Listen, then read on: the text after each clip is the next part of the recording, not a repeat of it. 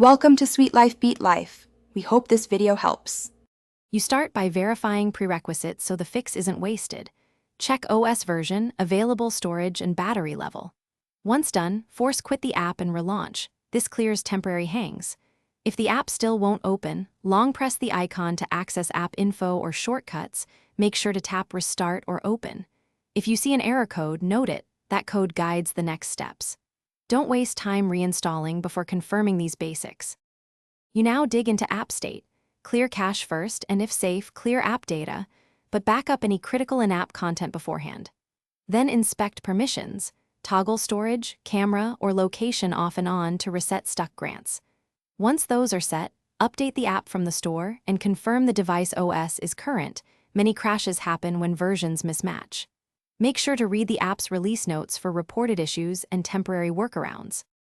Finally, uninstall and reinstall the app to replace corrupted files.